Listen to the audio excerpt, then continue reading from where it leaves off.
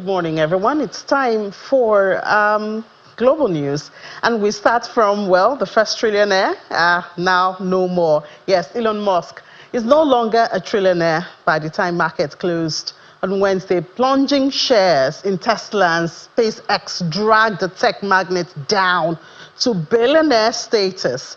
And Forbes listed Musk's net worth as $970.2 billion. Well, he reached trillionaire status on June 12 after SpaceX's historic initial public offering. The rocket, satellite, and AI company's debut on the stock market made Musk the first person with a net worth of more than $1 trillion. His fortune continued to hover around that gigantic figure in the weeks following the initial public offering. A global stock sell-off this week led to sharp declines for major tech stocks and dealt a blow to his wealth. However, investor concerns that the Federal Reserve will potentially raise interest rates and looming fears of an AI bubble rattled the market.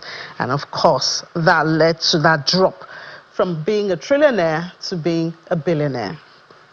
Let's get more on the happenings of the United States market at the close of trade on Wednesday. We have our correspondent, Maria Bird.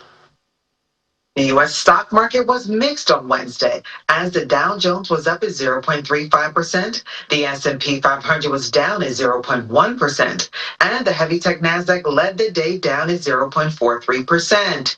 As many investors were watching oil prices on Wednesday, as it's clear that the oil prices have dropped well below what the costs were prior to the U.S.-Iran conflict. As even though these oil prices are driving down gas prices, which is a positive sign for the U.S. economy, the U.S. president is still calling for more and asking that the oil prices drop even further. As many investors continue to watch how this could have an impact on the U.S. economy in days and weeks ahead. We're still in the United States, where J.P. Morgan Chase has unveiled a new $50 billion share repurchase program and raised its quarterly dividend after the Federal Reserve found the industry remained well capitalized under its annual stress test. The biggest U.S. bank by assets said it will increase its quarterly dividend 10% to 1.65. That's $1.65 for a share, and that's subject to board approval and authorized the buyback program. That's effective from July 1st. The announcement follows the release of the Federal Reserve's annual stress test, which found that all 32 large banks remain above their minimum capital requirements, even after a hypothetical recession generating more than $708 billion in projected losses across the industry. Unlike in previous years, however, the results will not affect banks' capital requirement.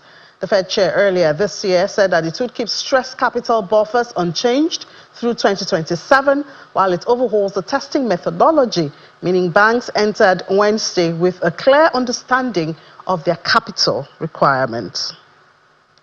And J.P. Morgan has been really busy. They've hiked the year-end target for South Korea's Kospi index, stating that artificial intelligence and the data center build-out presented a directional bullish view despite heightened volatility in local market. J.P. Morgan said that South Korea remained its most preferred market in the region and hiked its year-end target for the index to 12,500 points from 9,000 points. The new target represents a nearly 48% jump from the Kospi's close on Wednesday. J.P. Morgan has also set a bull case of the Kospi, reaching 15,000 points by the end of this year. Kospi is the best performing global stock index in 2026. It's up more than 100% on a stellar rally in local chip making market. And memory chip giant SK Hynix Incorporated and Samsung Electronics Limited are at the heart of this rally. And still in that space, Micron has announced its third quarter earnings after the bell on Wednesday, beating analysts' expectation on the top and bottom lines and surpassing estimates for the company's fourth quarter revenue outlook. Micron also declared a quarterly dividend of 0.15 per share. That's about 15 cents per share. Micron stock rose more than 6% on the news, pushing chip stocks broadly higher after tumbling earlier this week. Commodities now. Palm oil futures posted the biggest drop in more than a month, tracking declines in crude and soy oil prices, while a strengthening ringgit added to demand headwinds. Futures fell as much as 2.4% to nearly 4,500 ringgit a ton, and that happened in Lumpur, extending declines to a third day after global crude benchmark Brent gave up its wartime gains.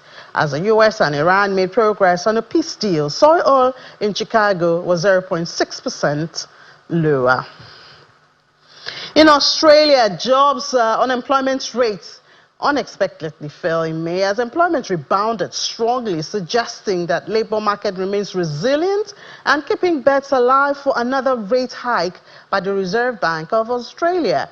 Employment rose 40,300 people in May, reversing April's revised decline of 40,700 and exceeding economists' expectations for an increase of 31,200, according to data from the Australian Bureau of Statistics. And full-time employment increased by 5,200 jobs, while part-time rose 35,000, as ABS head of Labour Statistics said that the rise in employment reflects an easing backlog of unemployed people waiting to start jobs. The participation rate held at 66.7%, slightly below expectation of 66.8%. And still in Australia, Australia's housing downturn has wiped $185 billion off the value of the nation's top two markets so far this quarter, a result that is likely to weigh on the wealth effect that underpins consumer spending across the economy. Sydney prices dropped 2.7% between March 31 and June 25, erasing $120 billion from the value of stock, while Melbourne declined 2.3%, shedding $65 billion, according to calculations by economists. And of course, that might be a little bit of trouble in the markets. And finally, the Climate Investment Fund, which is a $14 billion pool of climate-focused capital, says that 75 countries have applied for adaptation finance through a new program that's designed to promote initiatives aimed at providing protection against the impact of climate warming. The Accelerating Resilience, Investment and Innovations for Sustainable Economies, or ARISE program, attracted expressions of interest from 61 countries and 8 regional groups, bringing the total to 75. And the CIF has made as much as $250 million available for the initiatives, with co-financing expected from other institutions. Most of the applications came from Africa. Those are the global news we have for you at this time.